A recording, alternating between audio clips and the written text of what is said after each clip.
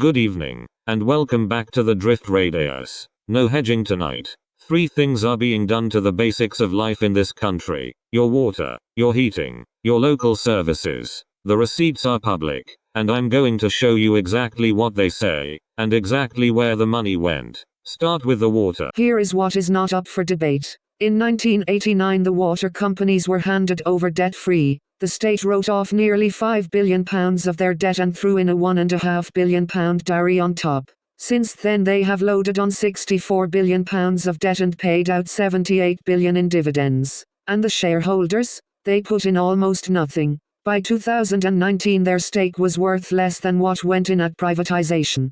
Every penny of real investment came from your bills, and from borrowing. So follow the money, because it did not go into the pipes. The companies made £36 billion more in cash than they spent on infrastructure. They did not need to borrow to invest. They borrowed anyway, and used it to pay the owners, and 70% of those owners are overseas. Canadian and Australian pension funds, the sovereign wealth funds of Abu Dhabi and China, private equity. Look at Thames Water. Macquarie ran its debt from $3 billion to 11, pulled $2.8 billion out for itself, and routed the loans through the Cayman Islands to dodge the UK tax. Thames now owes $19 billion, and its shares are worth zero, and you pay about £53 a year, every household, just to service the debt they piled on. The companies say the debt paid for investment. The balance sheet says otherwise. They had the cash, they chose the payouts, and while the money flowed out to shareholders, raw sewage flowed into the rivers and seas for a record 3.6 million hours. That is not a conspiracy theory, it is arithmetic. The money went out the door. Now you're heating.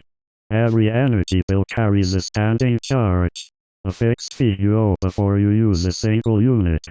Today that is about £315 a year, just to be connected.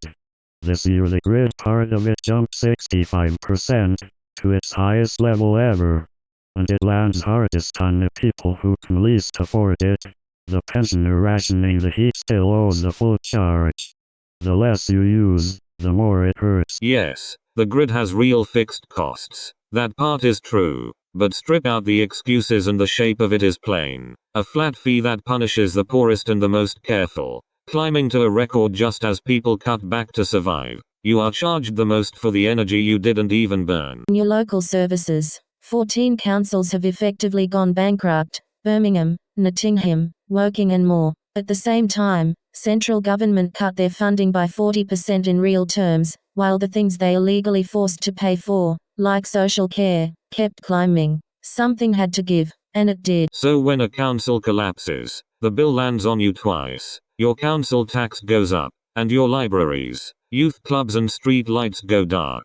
More money, less service. Some of it was local mistakes, but no council survives a 40% cut and rising legal duties. Whoever is in charge, that is not bad luck, it was a choice. Now, before you go, one last thing, and it might be the most useful of all. Everything tonight came from a machine, so here's what matters most about using one. Ask it to agree with you, and it becomes a mirror. It hands your own opinion straight back. Feels great, teaches you nothing. But ask it to be a skeptical researcher. Show me the evidence, the counter case, and your sources, and it becomes genuinely useful. Same machine. You cast the role. So watch the questions that quietly trap you. Prove that I'm right. Isn't it true that? Just give me the answer. Write it as fact. Each one hands the machine your conclusion and asks it to dress it up. The rule is simple. If your question already holds the answer, you'll get your answer back. Not the truth. Watch the same question. 2 ways. Prove the water companies are ripping us off, and it agrees. Invents a figure. Flatters you. Or, what do the regulators' figures actually show? Dividends against debt. And cite the source. And you get real numbers. And something you can open and check. The machine didn't change. The words did. So here's your homework. And it's the whole point. Don't trust this show. Verify it. Take these search terms. Use the phrases that keep a machine honest, and go and read the source yourself. The goal was never an AI you can trust. It's an AI you can check. Same as a politician. Same as a headline. This has been the Drift Radius. Keep your eye on the drift.